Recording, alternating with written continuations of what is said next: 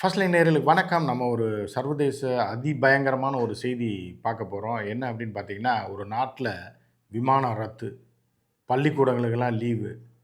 144 யாருமே வெளிய வரக்கூடாதுன்னு தடை உத்தரவு. கடைகள்லாம் திறக்கல. பஸ்கள் ஓடக்கூடாதுன்ட்டாங்க. இப்படி எல்லாமே தான் அந்த நாடே ஸ்தம்பிச்சு போச்சு. அந்த நாட்ல இருக்கிற வெளிநாட்டினர் பாதுகாப்பாக இருக்க வேண்டும் என்று பல்வேறு நாடுகளைச் சேர்ந்த தூதரகங்கள் அறிவிச்சிருக்கு. இப்படி என்னதான்டா நடந்துச்சு? ஏதாவது போரா? போர் நடக்க போதா? என்ன ஏது? அப்படின்ற மாரியான ஒரு சூழல்ல தான் மெக்சிகோ வந்து இப்ப 48 ஹவர்ஸா இருக்கு. சரி என்ன நடந்தது அப்படின்னு பார்த்தீங்கன்னா, அங்க உள்ள ஒரு ட்ரக் கார்ட்டல் அப்படின்னுவாங்க. அதாவது இப்ப ட்ரக் மாஃபியா. அதாவது போதை மருந்து கடத்தல் கும்பல் தலைவன் சுட்டுக் கொல்லப்பட்டிருக்கான். என்கவுண்டர்ல. இதைத் தொடர்ந்து நடந்த கலவரத்தில 17 பேர் செத்து போயிட்டாங்க.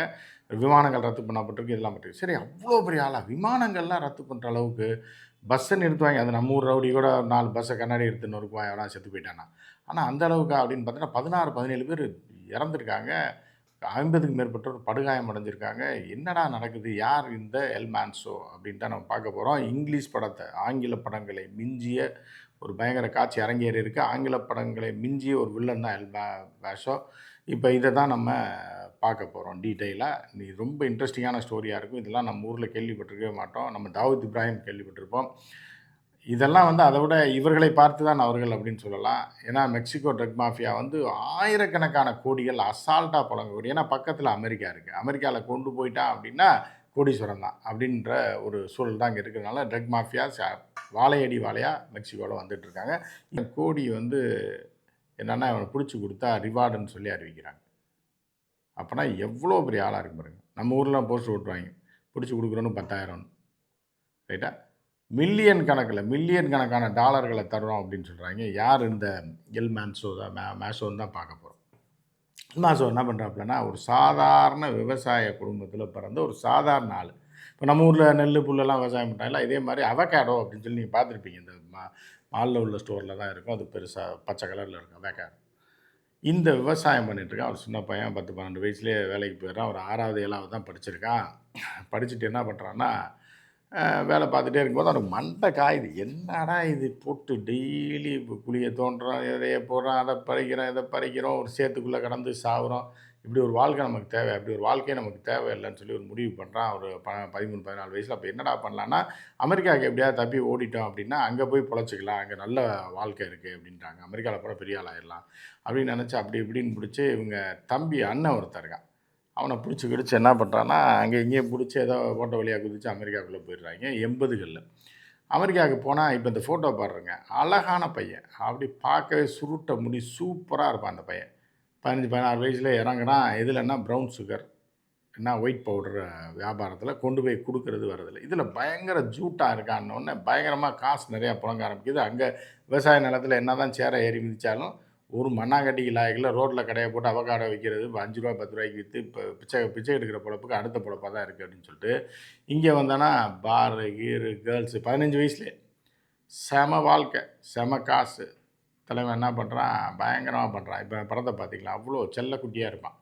ஸோ, இப்ப போலீஸும் சந்தேகம் வராது. இவ்ளோ அழகான ஒரு பையனா இருக்கானே, டீசென்ட்டா இருக்கான். ஆனா வெளியூர்க்காரன்னு அமெரிக்காவுல கண்டுபிடிச்சுட்டான். மெக்சிகோ பையன்னா மூஞ்சிய பார்த்தாலே தெரிஞ்சிரும் உங்களுக்கு. அப்படி இருக்கும்போது என்னன்னா, ஒரு டைம் வந்து போலீஸ்ல மாட்றாய்ங்க. யாரு? இவனும் இவங்க அண்ணனும். இப்ப என்னன்னா, சில்லறையா வித்துக்கிட்டு இருந்தவன் என்ன பண்ணான், வாங்கி மாத்தி விடுற வேலைய பார்க்குறான். பெர்ஃபெக்ட்டா பொருள கொண்டு போயிறான். 1 கிலோ, 2 கிலோ பொருள் எல்லாம் போலீஸ்ட்ட மாட்டாம, சின்ன பையனா இருக்கான், அழகா இருக்கான், மாட்ட மாட்டான்ற மாரி கொண்டு போயிட்டுருக்கான். அதில நல்ல காசு வந்துட்டு இருக்கும்போது என்னாகுதுன்னா, போலீஸு மோப்பம் புடிச்சு தூக்கிடுது. யாரு? உங்க அண்ணன தூக்குது. இவனையும் தூக்கி கொண்டு போயிடுது. தூக்கி கொண்டு போய் கோர்ட்ல நிறுத்துனா, என்ன பண்ணான், இவன் சொல்ட்டான், "நான் ஒரு அப்பாவி குழந்தை. எனக்கு ஒண்ணுமே தெரியாது. நான் வேலைக்காக இங்க வந்தேன். ஏன்னா, வேலை பார்த்துட்டு இருக்கேன். எனக்கும் இந்த ப்ரவுன் சுகருக்குலாம் எந்த சம்மந்தமும் கிடையாதுன்னு" அப்படியே நேச்சுரலா நடிக்கிறான். உடனே அமெரிக்கா கோர்ட்ல நீதிபதி பார்க்குறாரு. பாவம் சின்ன பையன பொய் வழக்கு போட்டுருச்சு போல போலீஸ் நம்ம ஊர் மாரி. அப்படின்னு சொல்லி என்ன பண்றாங்கன்னா, "சரி உனக்கு இப்போ ஒரு ஆப்ஷன் தரேன். உன்னைய வந்து பெயில்ல விடுறோம். பெயில்ல விட்டா நீ வந்து ஊருக்கு போயிறணும். இங்க இருக்கக்கூடாது. ஓகேவா?" அப்படின்னோனே, "சரி எஜமான் போயிடுறேன்." ஏன்னா, ஆமான்னு ஒத்துக்கிட்டு அவன் லைஃப் சென்டென்ஸ் இவங்க அண்ணன் புடிச்சு போட்டாய்ங்க. அவன் ஜென்மத்துக்கு வெளியில வர முடியாது. ஸோ, அப்போ பொய் சொன்னோனே அண்ணனும் காட்டி குடுக்கல. உடனே என்ன பண்றாங்க, டீபோர்ட் பண்ணி கொண்டு வந்து மெக்சிகோல கொண்டு வந்து இறக்கி விட்டுறாய்ங்க. மெக்சிகோல வந்து இறங்குறான். இறங்குனா அப்படியே பார்த்துட்டு இருக்கான். ஒரு ஒரு 26, 27 வயசுல சரி நம்ம என்ன பண்ணலாம்னா, போலி சர்டிஃபிகேட் தயாரிச்சு போலீஸ்ல சேர்ந்துரலாம். போலீஸில் சேர்ந்து போலீஸ் எப்படி ட்ரக் மாஃபியாக்களை பிடிக்கிறான், என்ன பிளான் பண்ணுறான்னா அந்த டிபார்ட்மெண்ட்டுக்குள்ளே போனோம்னா தெரிஞ்சிடும். அதுக்கப்புறம் நம்ம திருப்பி இங்கே வந்துடலான்னு சொல்லிட்டு என்ன பண்ணுறான், போலீஸில் போய் சேர்ந்துடுறான். போலீஸ்லேயே அவனை சேர்த்துடுறாங்க. எப்படி இருக்கும் பாருங்கள் அந்த ஊர் போலீஸ். ட்ரக் மாஃபியான்னு சொல்லி பிடிக்கப்பட்டு 2-3 டைம் அமெரிக்காவில் அரெஸ்ட் பண்ணி டீபோர்ட் பண்ணவனை போய் போலீஸில் சேர்க்குறாங்க. போலீஸில் சேர்த்தவொடனே போலீஸில் இளம் வயதில் ஒரு 28 வயசில் சேர்றான். சேர்ந்தவொடனே என்ன ஆகுதுன்னா, அங்கேயே போலீஸ் மண்டையை கழுவுறான். ஐயோ என்னையா வேலை பார்த்து மாதம் 10,000 சம்பளம் வாங்கிட்டு என்னையா பண்ணுறீங்க? அந்த மாஃபியானா நம்ம மாஃபியாவை மாறலையா? நம்ம போலீஸாக இருந்து எவ்வளோ நாளைக்கு தான் அந்த நாய்கிட்ட மாமூல் வாங்குறது? அவன் ₹1,00,000 சம்பாதிக்கிறான்னா நமக்கு பிச்சை காசு ₹100 கொடுக்குறான். நம்மளே சம்பாதிச்சுட்டு போகலான்னு இப்படி மண்டையை கழுவி சில போலீஸ்லாம் கரெக்ட் பண்ணுறான். கரெக்ட் பண்ணி என்ன பண்ணுறேன்னா டப்புன்னு போலீஸ்லேருந்து ரிசைன் பண்ணிவிட்டு ஒரு பெரிய குரூப் அங்கே வந்து எப்படின்னா ஒவ்வொரு கார்ட்டலுக்கு ஒவ்வொரு பேர் வச்சுருப்பாங்க. சவுத் கார்ட்டல்னு ஒன்று இருக்கும். கார்ட்டல்னா குரூப்பு, சரியா? அப்படி இருக்கும். அதில் வந்து அப்போதைக்கு லீடிங்காக யார் இருக்கா அப்படின்னு பார்த்தீங்க அப்படின்னா,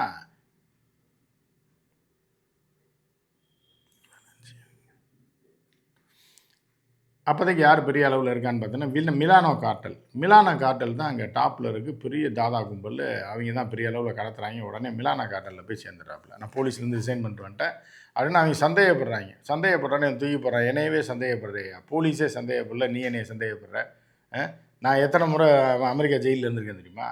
அங்கேருந்து தப்பி வந்து போலீஸில் உழவு பார்க்குறது தான் போலீஸில் சேர்ந்தனே தவிர நான் போலீஸ் உளவாளி நீ நினைக்காத, என்னை சேர்த்துக்கத்தில் நான் பார்த்துக்கிறேன் அப்படின்னு இறங்கினா நீ தீனா படம் பார்த்தீங்கன்னா அது பல தமிழ் படத்தில் பல பில்லா படத்துலேருந்து எல்லா கதை தான் இருக்குது. பாஸ் இருப்பான், பாஸுக்கு ஒரு விசுவாசமாக ஒருத்தர் இருப்பான், அந்த மாதிரி. ஸோ அப்படி இருக்கும்போது என்னாச்சுன்னா அந்த பாஸுக்கு ரொம்ப விசுவாசமாகி 2 வருஷத்தில் அவங்க தங்கச்சியை தூக்குறான்னா லவ் பண்ணி இப்போ என்ன பண்ணுறான்னா நம்ம இவங்க தங்கச்சியை கல்யாணம் பண்ணிட்டோம்னா பாஸோட ரொம்ப க்ளோஸ் ஆகிடும். பாஸும் நம்மளை ரொம்ப நம்புவார். அதனால் நம்ம வந்து மிலானோ கார்ட்டலுக்கு தலைவன் ஆகிடலான்னு சொல்லி என்ன பண்ணுறாப்புல, தங்கச்சியை தூக்குறாப்புல. அது பயங்கரமான ஃபிகர். அது வந்து எப்படின்னா, அது கடத்தல்காரன், நம்ம தங்கச்சி அவங்க அப்பா கடத்தல்காரன் அப்படிங்கும்போது அது எப்படி இருக்கும்? அதுவும் வந்து இவன் வந்து இவனோட ஜூட்டு எல்லாம் பார்த்துட்டு அது மயங்கிடுது. கல்யாணம் பண்ணிடுறான். கல்யாணம் பண்ணால் அடுத்தடுத்து மிகப்பெரிய வளர்ச்சி என்னென்னா பாஸோட தங்கச்சி புருஷன் அப்படின்ற ஒரு விஷயம். ஆனால் இவனும் பெரிய ஆள் அப்படின்ற மாதிரி இருக்கும்போது பயங்கரமாக வரும்போது என்ன பண்ணுறாங்கன்னா, அவங்க பொண்டாட்டியோட அண்ணனை எப்போனா 2001 தூக்கிடுறாங்க. தூக்குனா அடுத்த தலைவன் யார் அப்படின்னா நம்ம எல்மான்ஸோ தலைவர் ஆயிடுறான். பயங்கரம். அமெரிக்காவே அலறுது. அமெரிக்காவுக்கு இப்போ போட்டில் போகிறான், ஹெலிகாப்டரில் போய் என்ன பண்ணுவாங்க அப்படின்னா பார்டரில் இங்கே அங்கேருந்து உளவு பார்த்து சொல்லுவாங்க. ஒன்றும் ஆள் இல்லைன்னொன்னே பார்டரில் ஹெலிகாப்டரில் போய் அந்த நாட்டுக்குள்ளே போய் என்ன பண்ணுவாங்கன்னா மூட்டையாக அந்த ட்ரக்ஸை தூக்கி போட்டுருவாங்க. அவன் அப்படியே அங்கேருந்து வண்டியில் வச்சு கொண்டு போயிடுவான். இந்த மாதிரி தான் அங்கே நடக்கும். ஏன்னா போட்டில் வந்தால் தூரத்தில் இருந்தால் கண்டுபிடிப்பாங்க. நான் ஹெலிகாப்டரில் வந்து எங்கே போட்டானே தெரியாது. டப்புன்னு அதுக்குள்ளே அவன் கடத்தி கொண்டு போய் வண்டியில் ஏற்றி கொண்டு போய் சிட்டிக்குள்ளே கொண்டு போயிடுவாங்க. ஸோ இப்படி வந்து ஆள் இல்லாத ஏரியாவில் கொண்டு போய் இதை போட்டுறது, ட்ரக்ஸை போட்டுறது, அலாஸ்கா பகுதியில் போய் போட்டுறது. அங்கே போய் போட்டோன்னா அங்கே வந்து எடுத்து அவன் பார்சல் பண்ணி கொண்டு போய் எஸ்கேப் ஆயிடுவாங்க. ஸோ இப்படியே பண்ணி பல லட்சம் கோடி சம்பாரிச்சு என்னென்னா மெக்சிகோவில் இது ரெண்டு கார்ட்டல் நிறையா இருக்குது. அதில் இது ஒன்று. காசை வாரி இறைப்பாங்க ஏழைகளுக்கு. அவன் என்ன பண்ணுவான்னா இவனை தலைவனாக கடவுளாக ஏற்றுக்குவான். அப்போ யாராவது போய் போலீஸ் கேட்டையோ நீயா காசு தர்ற, என் பொண்டாடி உடம்பு சரியில்லை காசு கொடுத்தாரு. ஒருத்தன் சொல்லுவான் பையனை ஸ்கூலில் சேர்த்து விட்டாரு, பொண்ணை வேலைக்கு சேர்த்து விட்டுருக்காரு, இது பண்ணியிருக்காரு, எதுக்கு காசு கொடுத்தாரு, அதுக்கு காசு கொடுத்தாரு, நான் கஷ்டப்படுற காலத்தில் காசு கொடுத்தாரு, நீயா கொடுத்த, அவன் தான் என் தலைவன், உன்னை கொண்டு முடிய போறியா இல்லை உன்னை கொல்லவான்றாங்க மக்கள். ஏன்னா மெக்சிகோவில் பொறுத்தளவுக்கு இந்த கார்ட்டல் பின்னாடி போகிறவன்லாம் செமையாக வாழ்வான். அவனுக்கு உதவி செஞ்சாலே போதும், பயங்கரமான இறப்பான் என் காசு. எல்லாம் பைக்கு தான், காரு தான். சாதாரணமாக சுற்றிக்கிட்டு இருந்தவன் 7வது 8வது படிக்காமல் கூட காரில் போயிட்டுருப்பான், ஹோண்டா சிட்டியில் போயிட்டுருப்பான், இல்லைனா அமெரிக்கன் ஃபோர்டில் போயிட்டுருப்பான். இப்படி இருக்குது. ஸோ அப்போ அவனுக்கு ஆதரவு அளிப்பான்னா காசு சல்லையாக புழங்கும். ஸோ இப்படி இருக்கும்போது என்ன ஆகுறன்னா பெரிய குரூப்பை சேர்ந்துடுறாங்க. அமெரிக்காவை பிடிக்க முடியல. அமெரிக்கா தான் இந்த 10,000 கோடி அறிவிக்குது. அதுவும் ட்ரம்ப்பை விரலை விட்டு ஆட்டுறான். நான் விரலை விட்டு ஆட்டினா ட்ரம்ப் ஒன்று பிடிச்சி ஆகணும்னு சொல்லி மெக்சிகோ அரசாங்கத்துக்கு நெருக்கடி கொடுத்து மெக்சிகோ உள்ளே நாங்கள் பூந்து அதிபரை தூக்கிடுவோன்ற அளவுக்கு மிரட்டுறாப்புல போன மாதம். மிரட்டினா அவங்க பார்க்குறாங்க என்னடா சனி, அவங்க இதை பண்ணாலும் பண்ணுவாங்க, எதுக்கு இவனை பிடிச்சி கொடுக்குறதுக்கு பதிலாக நம்மளை தூக்கிடுவான்னு சொன்னோன்னே எங்கேன்னு வேற போட்டு தேடுறாங்க. கண்டுபிடிக்கவே முடியல போலீஸ் வச்சு. அது உளவு பிரிவு அப்படின்போது இவனோட சொந்த ஊர் ஒன்று இருக்குது. இவனோட ஆக்டிவிட்டீஸ் ஃபுல்லாகவே இவனுக்கு ஏதாவது பிரச்சனைனா நேரம் அந்த ஊருக்கு தான் வருவான். சரியா? அந்த ஊர் தான் வந்து என்ன அப்படின்னு பார்த்தீங்க அப்படின்னா ஜாலிஸ்கோ அப்படின்ற ஊர் தான் அவனோட சொந்த ஊர். அந்த ஊருக்கு தான் வருவான். உடனே ஜாலிஸ்கோவில் தேடுறாய்ங்க. ஒரு பாயிண்ட் அவுட் பண்ணிடுறாய்ங்க. ஒரு இடத்துல பதுங்கி இருக்கறதா ஒரு குடோனு. அந்த குடோனுக்குள்ளே போனா ஒரு பிரம்மாண்டமான மாளிகை. இங்கே தான் வந்து பதுங்கி இருக்கறதா கண்டுபிடிச்சு முந்தா நாள் நைட்டு மிலிட்ரி பவர்ஃபுல்லான ஆர்மி போது அமெரிக்கன் ஆர்மியும் சேட்டலைட் வச்சு ஹெல்ப் பண்ணுது. அவனை இடத்த ட்ரேஸ் அவுட் பண்ணிடுறாய்ங்க. அதிரடி தாக்குதல். அவங்க திருப்பி பதிலுக்கு துப்பாக்கி சூடு. பயங்கரமான சண்டை நடக்குது. அந்த நகரத்திலே அல்லோலகல்லோலப்படுது. உடனே ஸ்கூல்லாம் லீவ் விட்டுறாய்ங்க. அன்னைக்கு லீவு. அடுத்த நாள் சொல்ல வரைக்கும் ஸ்கூல் லீவு. இன்னைக்கு வரைக்கும் லீவு. இன்னைக்கு 3வது நாள் லீவு. உடனே விமானத்தை ரத்து. ஏன்னா திடீர்னு ஏர்போர்ட்டுக்கு ஒரு கார் கிளம்பி போகுது. அங்கேருந்து எஸ்கேப்பாக பார்க்குறாய்ங்க. ஏர்போர்ட்டை கைப்பற்ற பார்க்குறாய்ங்க. என்னென்னமோ நடக்குது. டோட்டலாக அந்த நாடே பேன் பண்ணிடுறாங்க. ஒரு 2 நாளைக்கு வெளியே எவனும் வராத. ஒன்றும் பிரச்சனை இல்லைன்னு சொல்லி இன்னைக்கு தான் அடங்கியிருக்கு. அதுக்கப்புறமா சுட்டு கொண்டு அந்த பாடியை காமிச்சு ஃபோட்டோலாம் எடுத்து போட்டதுக்கப்புறம் தான் அமெரிக்கா வந்து அடங்கியிருக்கான்.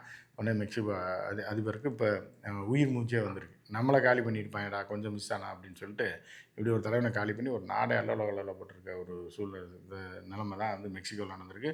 ஒரு நாட்டையே வந்து அந்த அதிபரே தூக்குறதுக்கு அமெரிக்கா முடிவு பண்ணியிருக்கக்கூடிய ஒரு ஒரு நிலையை ஒரு சாதாரண கார்ட்டல், அதாவது ஒரு ட்ரக் மாஃபியா பண்ணியிருக்கான் அப்படின்றது உலகத்தை அதிர்ச்சியடைய செய்துட்டுருக்கு. இது முதல் முறையானா இல்லை.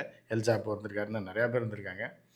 எல்மான்சோ இருந்திருக்காரு. எங்கன்னா அங்கேயே மெக்சிகோவில் இவர்கள்லாம் தனித்தனி கார்ட்டல் வச்சு அமெரிக்கா இன்னைக்கு வரைக்கும் அமெரிக்கா பயப்படுறது யாருக்குன்னா மெக்சிகோவுக்கு தான்.